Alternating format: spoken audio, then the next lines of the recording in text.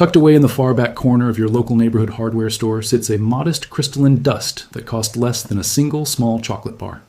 Spread it across a porcelain surface that has been filthy for over 30 years. Pour on some tepid water, then simply walk away. Upon returning, that heavy grime has totally vanished. Not just hidden or slightly lightened, but truly gone. Those ugly amber streaks from 3 decades of mineral-heavy water? Liquidated. The deep orange rust rings caused by ancient dripping faucets? Erased completely. Every stubborn calcium deposit that resisted your most expensive scrubbing brushes? Nuked. The tub waiting underneath looks exactly like it did the moment it departed the assembly line. Pure, sleek, and perfectly gleaming. This specific substance has been around since 1882. It was never prohibited, never pulled from shelves, nor deemed hazardous. It was merely concealed, submerged beneath a massive pile of $15 plastic jugs that promise magic but provide mediocre results. Because a substance that fixes a problem permanently with one cheap dose cannot produce recurring income, and whatever fails to produce recurring income cannot support a $200 billion global empire. This is the truth about the budget-friendly dust that the chemical giants hoped you would never discover. Welcome to Kenzo Times. If these revelations matter to you, hitting the notification bell and subscribing is the ultimate way to safeguard this lost wisdom. Here, we unlock the vaults that the corporate world welded shut. Back in 1776, not within Philadelphia, but in Uppsala, Sweden, a medical lab technician called Carl Wilhelm Scheele was simmering wild leaves inside a tiny workshop behind a medical shop. Scheele possessed no fortune. He was a simple assistant who ran trials in the middle of the night, using discarded glassware and cheap reagents. That night, as he evaporated the essence from the greens, translucent crystals started appearing in his beaker. He sampled them with his tongue, as was the dangerous custom of that century, and recorded a sharp, pungent tang. He had successfully isolated a molecule later identified as oxalic acid. Scheele noted its incredible power to liquefy mineral crust and oxidized metal on contact. He shared his data, but the academic world mostly looked away. Scheele perished 10 years later at the age of 43, killed by the toxic substances he spent his existence researching. His breakthrough regarding oxalic acid was lost inside dusty scientific papers written in dead languages. For over 100 years, almost nobody outside of elite research labs realized what he had found. Then, in 1882, a lucky mistake occurred in Indianapolis, Indiana. A scientist named George William Hoffman was boiling a pot of garden rhubarb for his meal. When he was done, he witnessed something miraculous. The cookware had been dull for years, coated with burnt minerals and grease that no amount of elbow grease could lift. Yet, after boiling the plant, the metal was shining. Hoffman wasn't a casual observer. He was a chemical producer who already marketed cleaning soaps throughout the American Midwest. He realized instantly that the rhubarb held a hidden power. He extracted the primary ingredient. It was oxalic acid, the same material Scheele had found in plants over a century prior. Hoffman designed a scouring powder centered on this specific acid and started selling it in simple paper sacks to local pubs and bars. Tavern owners utilized it to brighten their brass footrails, copper vessels, and heavy iron stoves. The stuff worked so effectively that rumors traveled from one tavern to the next across the state and then the entire nation. He titled it for his most frequent buyers, Barkeeper's Friend. By the start of the new century, this grit was in shops from Manhattan to the West Coast. 140 years later, that very same recipe is still produced in Indianapolis. That identical oxalic acid, the same cleaning action, the same outcomes. Nothing regarding the molecular structure has shifted because nothing required changing. The product worked so well that word spread like wildfire across the land. The powder functioned perfectly way back in 1882. But here's the reality that the cleaning conglomerates do not want you to grasp. This footage is merely the beginning. I've gathered every secret the cleaning giants want suppressed. All of it is contained in the massive Kenzo Times archive. Restoration methods. The car industry marked as trade secrets available for pennies. Wood sealing secrets that crush $100 coatings using kitchen items. Disaster water cleaning setups that shocked professional engineers. Bug removal recipes that cost almost nothing and cancel massive pest contracts. Home fixing tricks that builders charge a fortune for performing, and much more. Over 10 handbooks in one spot. Zero filler, pure value. Find the link below, but don't leave yet. The real story is just unfolding. Now, let me explain why this powder shames every item in the grocery aisle. When oxalic acid touches a rust mark, a molecular swap happens instantly. Iron oxide, which we call rust, links up with the ions in the acid. This forms a brand new substance called iron oxalate, which dissolves in water. It washes away as if the blemish never existed. The mark isn't just shifted around, it isn't covered with a white residue, it is chemically dismantled. This is fundamentally different from what big brand cleaners attempt. Most plastic bottles on the rack use soaps, essentially grease-grabbing molecules, to lift top layer dirt and float it off briefly. But mineral rings, rust scars, lime buildup, and hard water streaks are not top-layer dirt. They are fused to the tub surface at a deep atomic level. Soap cannot snap those links. No quantity of rubbing can snap those links. Only a specific chemical trigger that hits the mineral bond can melt them for good. Oxalic acid accomplishes that exactly. Research on molecular binding proves that this acid grabs calcium, iron, and magnesium far more fiercely than any standard household soap. It functions on china, glass, plastic, tiles, and steel without hurting the base material.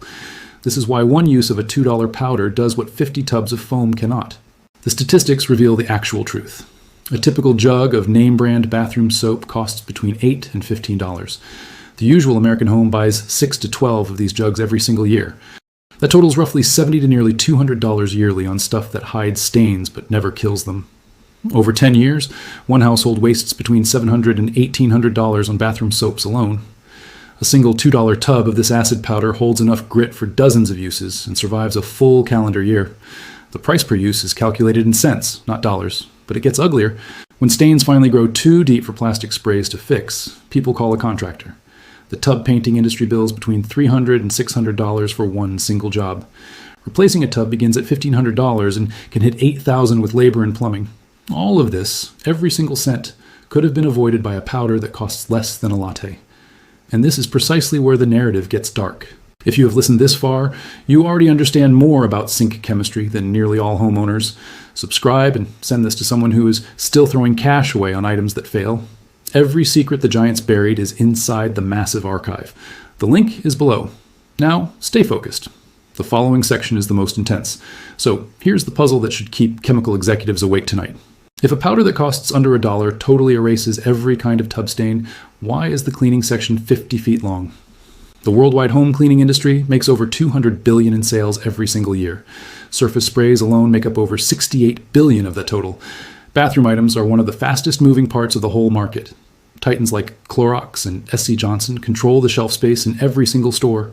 Their financial plan relies on one core rule: the repeat buy. Every item on those shelves is built to manage your mess, not fix it.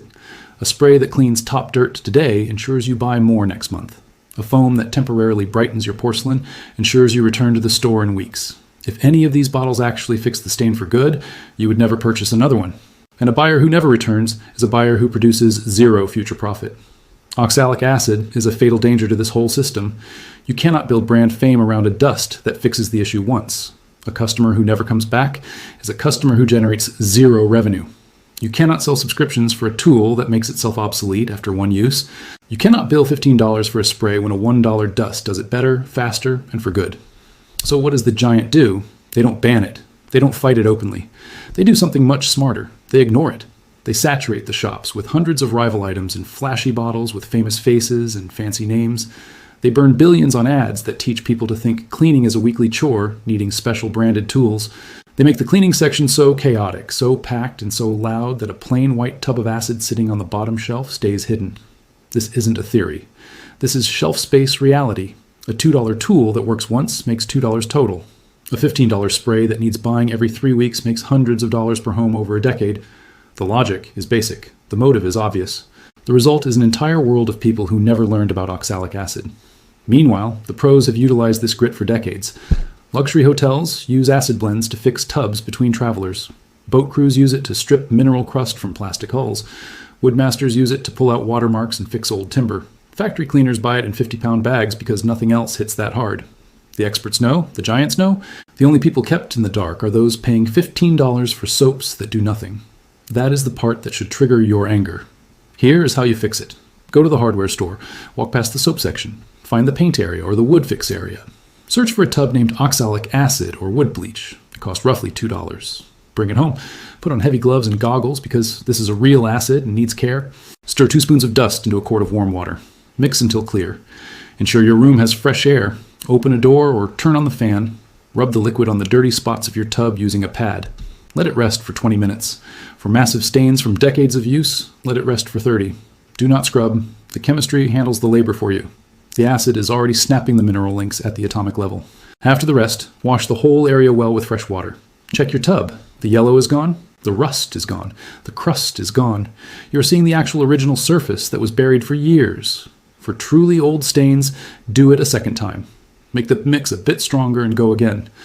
In nearly every case, 2 rounds are enough to fix a tub that most would have spent $500 to repaint. After finishing, wash one last time and dry it with a cloth. Your tub is now cleaner than the day you moved in. Total price, under $1. Total time, under half an hour. Total scrubbing needed, 0. A vital word of caution. I must be very clear. Oxalic acid is truly powerful, but it is a chemical that needs respect. Always wear your gear, never mix it with bleach or other soaps. Keep it away from kids and dogs. Keep it in the labeled jar. And always wash the area well. No shortcuts. This isn't a toy, it is a professional tool. And like any tool, it works great when used with brains and care. Your ancestors knew this trick. Their era didn't have a massive cleaning section telling them what to buy.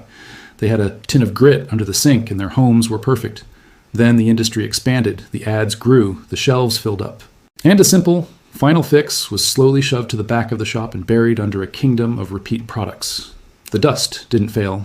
It disappeared because it was too good. A tool that removes the need for itself is a company's worst nightmare. But the dust is still there, still in the shop, still under $2, still doing in minutes what a whole aisle of soap cannot do in years.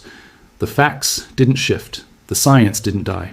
The formula didn't quit. They just quit telling you. If this helped, please like the video and support Winds of Thought. Every click helps save what they tried to hide. Subscribing keeps this vault open for everyone tired of wasting money on things designed to break. The link to the archive is below. Everything they hid is in one spot. The next door opens soon, and what is behind it is even heavier.